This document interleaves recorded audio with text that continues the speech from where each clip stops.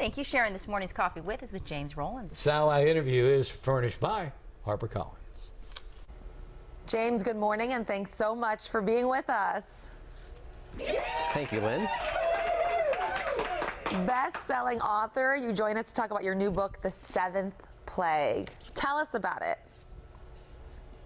Well, this story starts when an archaeologist comes sort of stumbling out of the desert. He's been vanished 2 years ago into the Egyptian desert.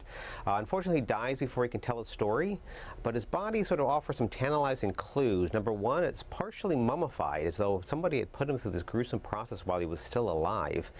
But also, he's carrying a plague organism that begins to spread throughout Cairo and beyond, and Sigma Force, my sort of team of heroes, is called in to try to find out where he had come from and the source of this disease in an attempt to stop this one plague from cascading to a series of plagues that might actually trace all the way back to Moses' 10 plagues that were afflicted upon the Egyptians in the Old Testament.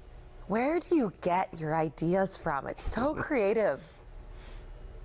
You know, I've always got my antenna up. I'm always looking for that historical mystery, maybe a piece of history that ends in a question mark, and I try to pair it up with a bit of science that makes me go, what if, where's that headed? And then try to build a roller coaster connecting the past to the present. So tell me, how do you organize your thoughts once you have it? Do you, lay it all out from start to finish before you start writing? Or is it something that kind of develops as you begin the book? You know, authors do it both ways. I'm somewhere in between in that I know the beginning well, I know the end well, I know a few tent poles in between, but I don't know how A connects to B connects to C necessarily when I begin to write, because to me as a writer, the joy of discovery is, those spaces in between, is sitting down and discovering something new about a character, about a plot twist. That's where a lot of the joy of writing comes from. And what happens when you reach, a point where you're like, oh gosh, I don't know what to write next. I don't know what happens next. Well, what I typically oftentimes do is paint my characters into a corner that I don't know how to get them out of. And I like that because if I don't know how to get them out of that corner, none of my readers are going to either. So then I have to sort of stop, try to think, how are they going to get out of that jam? So it's a great deal of fun to try to figure that out. And of course, this is part of your Sigma Force series. So do you always kind of have an idea on the back burner for what will be the next book in the series? I do. I mean, I've got probably like 5 ideas in my back pocket that I'm ready to churn into a story, hopefully. But also sometimes I try to make my story sort of a reflection of our times. I think thrillers work best if they are actually sort of a mirror of what's going on in the current storyline. The story, raises the specter of climate change. Is it happening? If it is happening, what can be done with it? And what should be done and what shouldn't be done?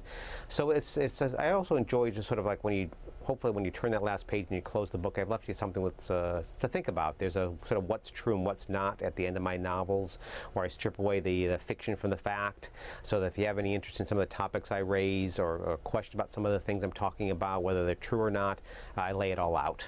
So what kind of research did you do for this book? Because I'm reading here that you went off the grid for nearly a month. Again, I love talking to people when it comes to trying to get this research. So I talked to an Egyptologist about the story that takes place in Egypt. I talked to a park ranger in Africa, because a part of the story takes place in this remote national park in Rwanda. So some fascinating tidbits I get from that. I always, whenever I travel, I like to walk into a place and ask somebody, tell me something nobody knows about this village or nobody knows about your town. Because oftentimes they'll tell you stuff that is just shocking that I, will put in my back pocket. I'll make a jot a note and will become a future story idea. I feel like you are so prolific. We have, books from you constantly.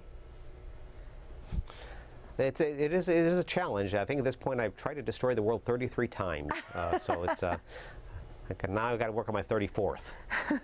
Well, this is a great book to pick up, especially for, the winter season, holiday gift giving, people on vacation. This is like a perfect airplane or vacation beach read, I think. I think it is too. I hope people enjoy it. Well, James, thanks so much. Anything else we should expect from you coming up? Oh, this book ends with sort of a shocking twist that has repercussions to the next Sigma book that's coming out next year, so there's more mayhem to come. And how much of that have you already written?